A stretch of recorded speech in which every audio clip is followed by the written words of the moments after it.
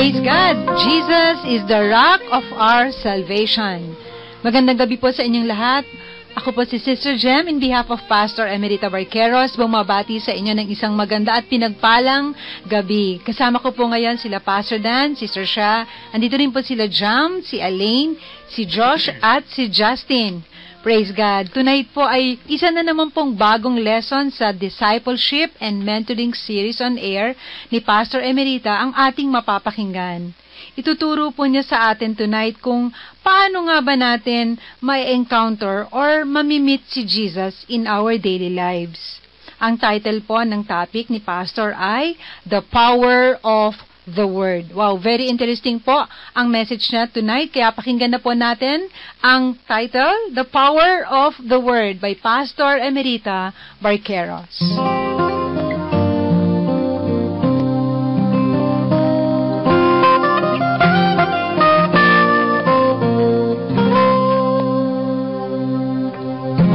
Today, mabe-bless po kayo sapagkat ituturo ko sa inyo kung paano ninyo mamimit si Jesus everyday. Para po mas makilala pa ninyo siya at para matupad ang plano niya sa life ninyo at para po kayo ay maging tunay na disciples. Again, ang topic natin ay the power of the Word.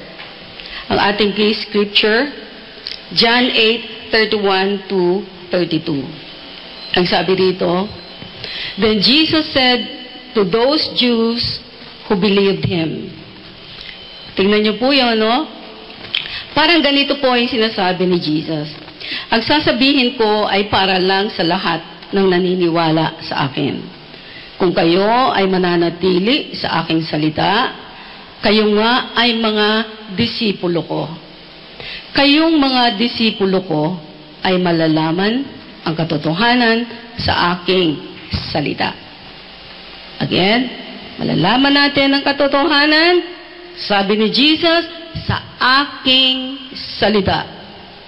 Itong katotohanan na manggagaling sa aking salita ang magpapalaya sa inyo sa maraming kasinungalingan at kalituhan sa mundo. Makinig po kayo mabuti. Dito po ako lumago na munga as a disciple of Christ. Dito po nag-start yung ministry o yung church natin. Ito yung pinabasa sa akin ng Lord. Actually, part lang po ito. John 15 verses 5, 7, and 8. Ang sabi po ni Jesus, I am the vine. Siya yung puno. And then you are the branches. Tayo yung mga sanga. Then sabi niya, He who abides in me and I in him bears much fruit. For without me, you can do nothing. Sabi niya, yung naka-attach lang daw sa kanya, nagre-remain lang sa kanya, ang magkakaroon ng bunga. Then sabi niya, verse 7, If you abide in me, and my words abide in you, you will ask what you desire, and it shall be done for you. Okay, dapat po nating malaman na sa pag-aaral ng salita, matatagpuan natin ang puso ng Panginoon. At gusto ko rin pong tandaan ninyo ito, na sa pakikipag-deal ng Diyos sa atin, ang Kanya pong promise at conditions ay palaging magkasama. Hindi sila pwedeng paghiwalayin. Lagi silang magkasama. Tandaan po ninyo yon. Kaya kung hihingi kayo sa Panginoon, alamin nyo muna anong kondisyon ng Panginoon. Hindi pwedeng makuha yung isa, meaning the promise, kung wala yung isa, condition. Kapag nasunod po natin yung conditions, isusunod niya yung promise. Verse 7, okay, If you abide in me, and my words abide in you, you will ask what you desire, and it shall be done for you. Tingnan niyo po itong mabuti ho. Dito pinapakita ni Jesus sa prayer na sabi niya, hingi kayo. At sabi niya, dito ask whatever you desire. Ibig sabihin, unlimited po yung kanyang promise. Yung unlimited promise niya na binubukas niya sa isang nagpe-pray. You see, yun pong unlimited promise, isa lamang ang simple and natural condition.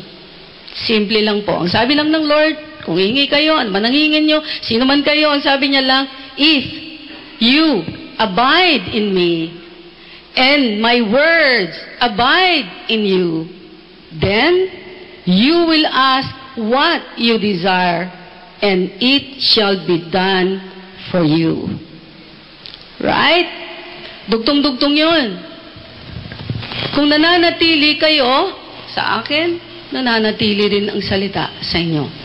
Then, pag humingi kayo, sabi niya, kahit ano, gagawin ko ito sa inyo. By the way, hindi niya po sinabing, kapag humingi kayo ngayon, now, andyan na kagad. Gusto ko lang yung, paano kung humingi ko ng kotse ngayon? Andito na kagad ngayon? Magbabasa lang akong Bible mamaya? No. May proseso po yan. Pero sinigurado ng Panginoon, habang nananatili kayo sa salita niya, ituturo niya lahat ang proseso para makuha ninyo yung hinihingi ninyo sa Kanya. Kasi lahat ng bagay kay Kristo may proseso para makuha natin yung gusto natin sa Kanya. Okay, nung sinabi po ni Jesus sa Matthew 28 verses 19 to 20, ang isang command or the condition, mayroon din po siyang promise pag sumunod. Ang condition, nagsabi niya, go and make or reproduce disciples, baptizing them and teaching them. Diin po ninyo yung teaching. And teaching them to observe, meaning to obey all things that I have commanded you. Alam niyo po, sa lahat ng sumusunod kay Kristo o naniniwala kay Kristo, ito po ay utos niya sa ating lahat. Make disciples. Yun po yung condition, the condition. Ito yung promise, sinunod niya. And sabi niya, and lo, I am with you always, even to the end of the age. Okay, dapat nating maintindihan na ang ating Father God is in Christ. Si Kristo ang palaging naririnig ng Ama, at sa pamamagitan lang ni Jesus, maririnig ang mga prayers po natin. Jesus is our great high priest. He is our intercessor in heaven. Hebrews 4 po yan. Wala na pong ibang nag-i-intercede sa atin. Ang sabi doon, kung hindi si Jesus. Kaya natin po sinasabi, kung manonotice nyo, at the end ng prayer natin, lagi nating sinasabi, this we ask in Jesus' name. Kasi sa pangalan lang ni Jesus, maibibigay ng Diyos Ama ang hinihingi natin. Okay, John 14, verses 12 to 14. Jesus himself said, most assuredly, I say to you, he who believes in me, the works that I do, he will do also. And greater works than these he will do, because I go to my Father. And whatever, look at this, sabi ng Lord, and whatever, the unlimited promise ito ng Lord, whatever you ask in my name, that I will do, that the Father may be glorified in the Son. Gusto ko lang pong diinan yung sinabi ng Lord, Ang sabi ng Panginoon, lahat ng naniniwala sa akin, yung ginagawa ko, nakikita nyo ngayon, sabi niya, that time, magagawa nyo rin yan, mas matindi pa. Alam niyo po ba, kaya tayo nagdi-discipleship? Kasi dito po tayo patungo. Yung hindi nyo kayang gawin, yung mga ginawa ni Jesus, sabi niya, mahigitan pa natin eh. Hindi mas magaling tayo sa Kanya. Explain ko po yan pagdating ng panahon na tatakal natin ito. So, ang dugtong po noon, verse 14, after niya sabihin, whatever you ask in my name, that I will do. Ay sabi niya, if you ask anything in my name, I will do it. John 16:24, si Jesus pa rin po ang nagsasalita rito. Until now, you have asked nothing in my name. Ask, sabi niya, and you will receive, that your joy may be full. Diba? Parang until now, you have asked nothing in my name. Why not ask? And then I promise you, you will receive, so that your joy may be full. Well, hindi po ba, kung wala itong word, hindi natin malalaman ang mga bagay na ito. Hindi natin malalaman na kailangan pa lang sa pangalan ni Jesus tayo hihingi. Hindi natin alam na ganito kahalaga ang Panginoon at kailangan din na nananatili tayo sa Kanyang salita at ang salita ay mananatili sa atin para yung unlimited promise niya ay maibukas niya sa atin kapag tayo ay nagpe-pray. Well, kanina po sinabi ko na ituturo ko sa inyo kung paano mamimit si Jesus every day. Paano nga ba? Marami po kung saan-saang lugar nagpupunta ang tao, naghahanap ng milagro ng Panginoon, naghahanap sila na kumilos ang Diyos doon, sa puno, sa bato. Ang dami ng ginawa para makita si Jesus, para ma-experience si Jesus. Nagtatravel ang maraming tao para ma-experience si Jesus. But paano nga ba mamimit si Jesus every day? Well, simple lamang po. By reading and meditating on His Word. Explain ko po ito. John chapter 1, verse 1 and then 14. Ang sabi po rito, in the beginning was the Word, and the Word was with God, and the Word was God. He was in the beginning with God. So pinapakita rito ng pasimula pa, meaning yung dateless past. Nung pasimula ay naroon na ang salita ay kasama ng Diyos at ang salita ay Diyos. Sa pasimula ay kasama na siya ng Diyos. Now, sino itong tinutukoy na salita na sa pasimula pa lamang ay kasama na ng Diyos? Si Jesus po. Siya ang tinutukoy na word na kasama ng Diyos. Okay, saan natin makikita ito? John chapter 1, verse 14. Ito na. Inintroduce na kung sino yung word. Ang sabi rito, and the Word became flesh and dwelt among us, and we beheld His glory, the glory as of the only begotten of the Father, full of grace and truth. So ang salita ay naging tao at nanirahan sa piling namin. Nakita namin ang kaluwalhatiang tunay na Kanya bilang kaisa-isang anak ng Ama.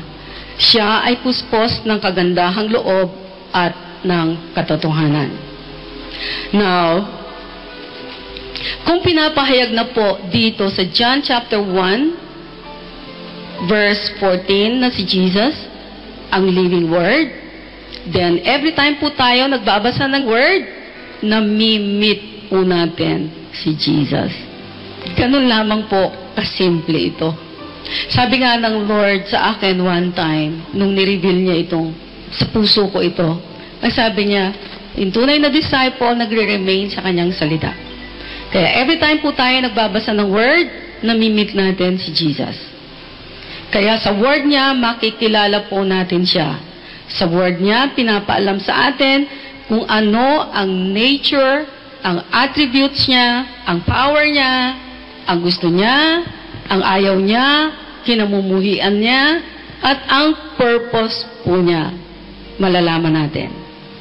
Remember po, John 15, Sabi ko, nung narinig ko ang Lord, ang sabi niya, pumunta ka sa Alimol, i-share mo ang John 15. Imagine po ninyo, kung hindi ako nagbasa ng salita, hindi ko masishare yung John 15. Alam nyo, basahin nyo yung John 15, yung buong chapter. Sobrang siksik yung chapter na yan. Sobrang ganda. Okay. Last time, nalaman po natin na ang isa sa importanteng part of making disciples is teaching people to obey everything Jesus commanded.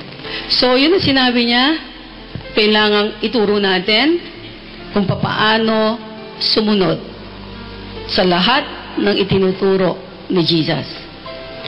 Now, tingnan po ninyo ito. Paano tayo magtuturo to follow Jesus kung hindi natin alam ang teachings o word ni Jesus? Right? Kailangan makita rin nang tuturuan natin ang power ng word sa life po natin. Titingnan nila ito. Kailangan din makita at maramdaman ng tuturuan natin ang kakaibang malasakit at pag-ibig natin, even ang humility natin na katulad ng sa Panginoon. Hindi po tayo makakapagbigay kung wala tayong natanggap. Na-realize ko po na kapag malawak ang iyong pagkaunawa, kahit hindi mo pa nararamdaman o na-experience, kapag malawak lamang po ang narating ng pagkaunawa ninyo, kung gaano kalaki ang love ni Jesus sa atin, malawak din po ang maibabahagi nating pag-ibig sa iba. Tandaan po ninyo, kapag hindi lumalawak ang pag-ibig natin sa ating kapwa, ang ibig sabihin po nun, yung revelation ng tinanggap nating lawak ng pag-ibig na natanggap natin kay Kristo, hindi pa nagre-rema, hindi pa nagiging buhay sa puso natin. Sapagkat pag naging buhay ito sa puso natin, hindi po tayo makakatulog na wala tayong ginagawa sa kapwa natin. At pag naumpisahan na natin yung ginagawa natin, kapag lumalago ang pag-ibig natin sa Panginoon, makikita natin yung ginagawa rin natin sa kapwa natin ay lumalago. At ang maganda po rito, habang pinalalago natin yung ginagawa natin sa kapwa natin, ang buhay natin palalaguin din ng Panginoon. Diba sabi ko, pag may condition siya, mayroon siyang promise. Laging ganun. Hindi magpapatalo po ang Panginoon sa atin. Amen. Praise God. Marami pong salamat, Pastor Emerita Barqueros, sa inyo pong series, yung Discipleship Mentoring Series on Air tonight na narinig namin. Ang topic niya ay entitled The Power of the Word. Praise God. Talagang powerful ang Word and it was powerfully delivered by Pastor Emerita. Salamat po for teaching us and reminding us na truly we can meet Jesus every day, and that is by reading, meditating, and applying the Word of God. Napakaganda, no, nung binanggit niyang word na ang sarap nga pag mabubuhay sa puso natin at lalalim ito sa buhay natin. Yung John 1:1, that in the beginning was the Word, and the Word was with God, and the Word was God. Ang ganda kasi, napakabuti ng Lord kasi ang dami ng books, ang dami ng mga teachings, ang nag-come and go, 'di ba? Parang ang dami na, dumating na wala, pero yung Bible, nag-remain siya. At eto, sa generation natin, hanggang sa atin, may Bible na buhay, na nandito nakaimbak yung salita ng Panginoon. And babasahin mo siya, pero buhay siya. Reading the Bible is parang, yun nga, meeting the Lord every day. And napakaganda kasi, it's a one-on-one experience, and hindi bibiguin ng Lord yung lumalapit sa Kanya. And one time nga, naalala ko lang, Sister Shah, gusto ko lang i-share na, there was one time na, alam ko, ano na yung late na yan, tutulog na ako, pero parang, pinaalala lang ng Lord yung goodness niya sa tao, na may Bible, no, na punong-puno. Sabi nga ni Pastor Emerita, siksik ng Word ni God, siksik ng katalinuhan, karunungan, kapangyarihan, at yung Word. Parang sabi ko, Lord, ang laki-laki mo. Yung nagpapakilala ka sa amin, pero parang hindi ka naman talaga nahahawakan. Eh, yung Bible ko noon, kumaga ang lapit lang sa akin, hinawakan ko siya and niyakap ko and sabi ko, Lord, salamat kasi may Bible. Parang, salamat kasi meron kami laging mababalikan, may mababasa kami, may meditate kami. Thank you for your word, thank you for the Bible, thank you sa salita mo na iniwan mo sa amin kasi ito lang talaga yung mapanghahawakan ng tao. Yung word, ang maganda po, buhay yung word. And you can only experience na buhay ang word kapag lumapit ka, binasa mo, practice mo sa life mo. And unending, sabi nga ni Pastor Emerita, palalawakin ito. And we are serving a big God, an eternal God, na talagang everyday po, as we come to Him, magpapakilala siya, magre-reveal siya sa atin. Kaya, thank you po, Pastor Emerita. Siya, good evening. Good evening, Sister Jem, and good evening din po sa lahat ng mga nakikinig. Sister Jem, nung sinishare mo yung about sa Bible, yung sa book na Bible, parang nakaka-relate tayong lahat na nandito. And I'm sure yung mga nakikinig na nag-aaral din ng salita ng Lord or nagbabasa din ng Bible, alam niyo po yung kinukwento ni Sister Jem.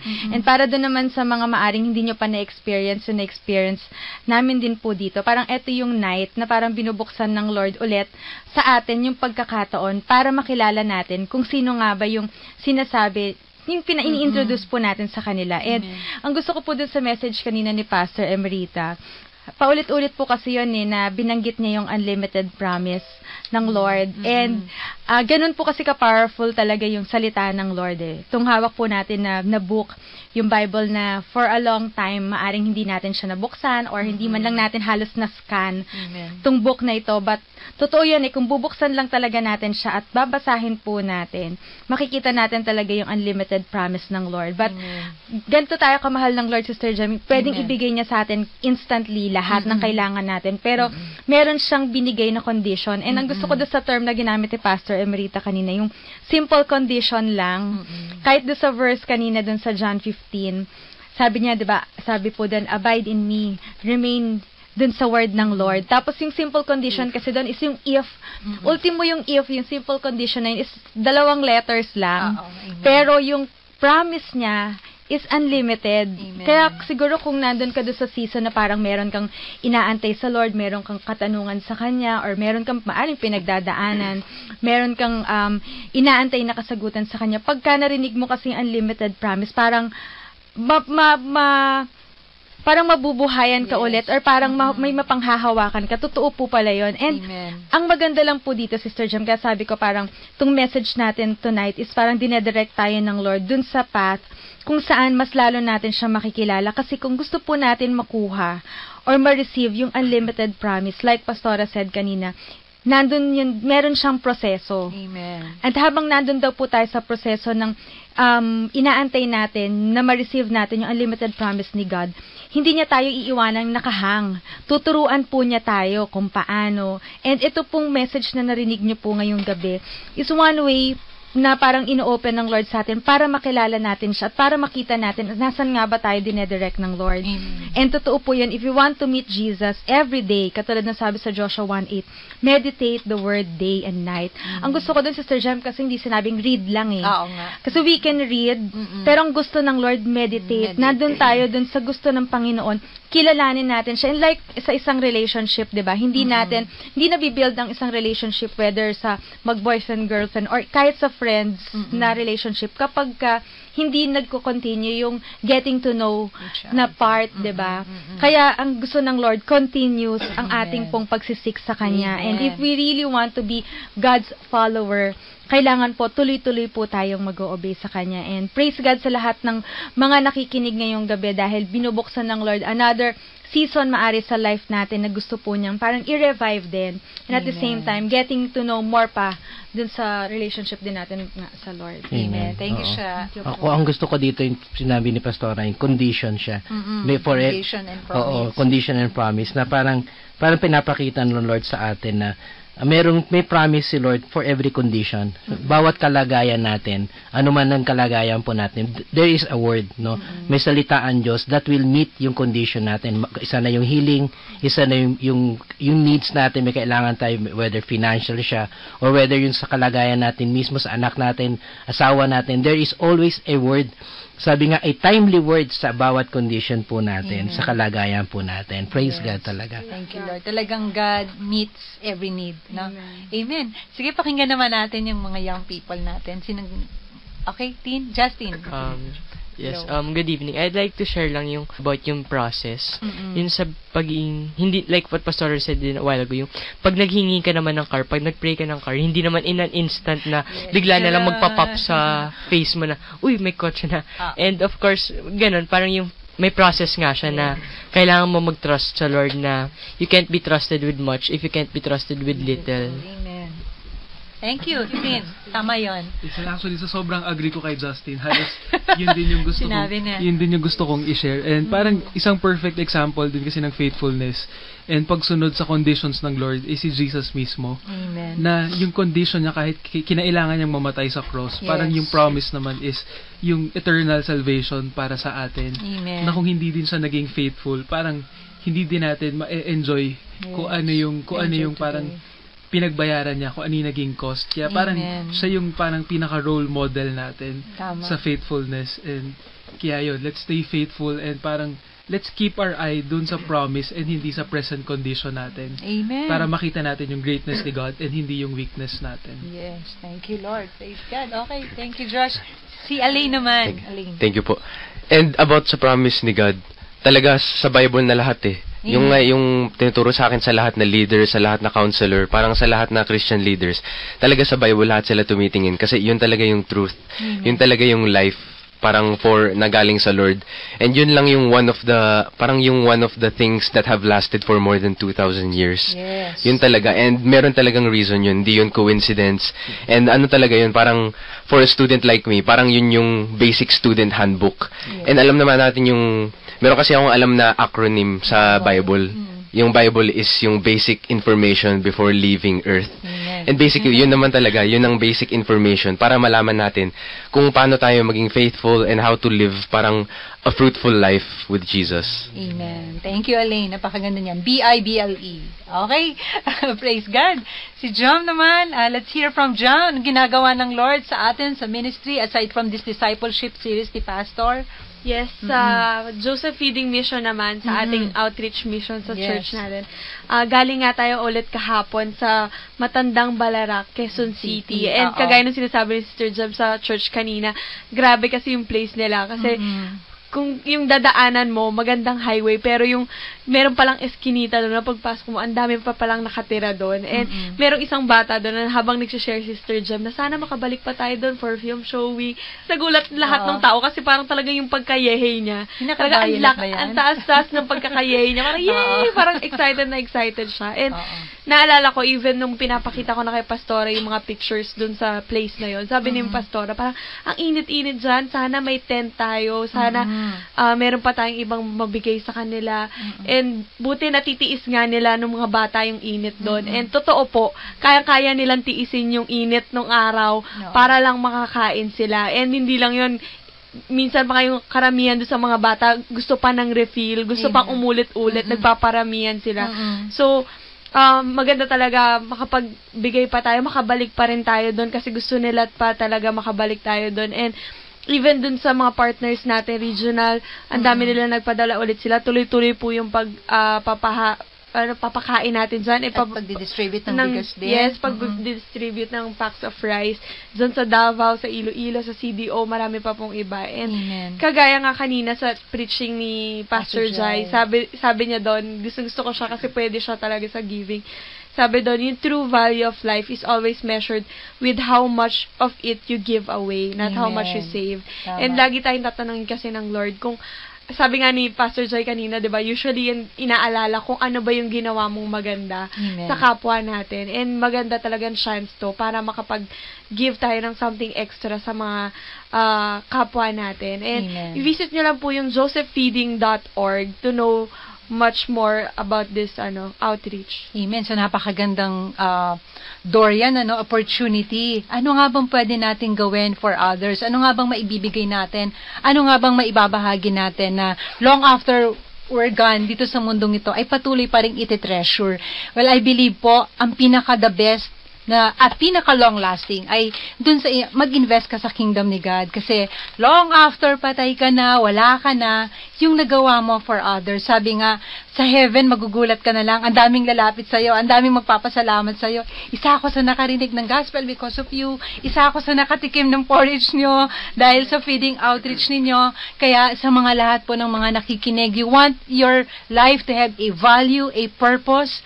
Why not help itong Joseph Feeding Mission, na ang mission po talaga ay magpakain, ang mission po talaga ay magbigay ng hindi lang physical satisfaction, but yung spiritual food. Dahil every time we go, hindi lang naman tayo nagbibigay ng bowl of porridge, diba? We always make sure na naipepresent natin yung gospel, hindi lang natin sinasabi. Even sa mga bata. Bata, nakaka-bless, teenagers, matanda, kasi kahit nga yung kahapon, tama yung nakita ko din yun, yung, basta meron dun isang girl din na, alam mo yun, mabilis siyang mag-react. Ang reaction niya para siyang matanda na nakakita ng ginto sa pagpalapak niya, pero ang bata-bata pa. And naniniwala po ako, i-multiply ninyo yung site na yon. Ang dami pong mga lugar, parang lupa na tigang, na kapag dadalawin ng ulan, parang talagang sisip-sipin niya yung tubig na manggagaling sa langit. Ganun po yung mga pinupuntahan naming lugar.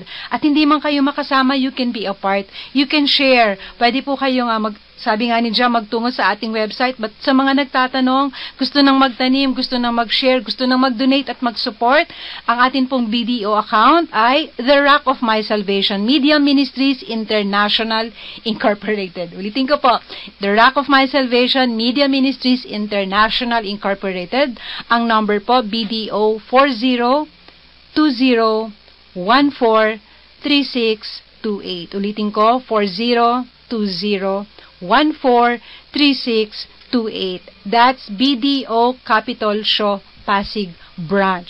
Praise God. And for the pictures po na nanggagaling sa Luzon, Visayas at Mindanao, pwede po ninyo itong ma-view sa josephfeeding.org.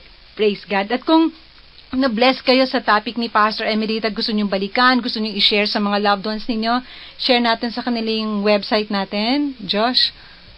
Yes, you can visit us po at www.therockofmysalvation.org, or for more info, pwede po kayong tumawag sa 688-8742. Again, it's 688-8742. Or pwede rin po kayo mag-text sa 0916-564-9897. Amen. Praise God. And special greetings lang, no? Ayoko lang makalimutan yung mga tumatawag sa atin at nagsasabing lagi silang nakikinig sa ating program. Inaabangan talaga nila sila Sister Carol, Sister Rose Almahela, ganun din Sister Tess Pagia. Good evening po sa inyo.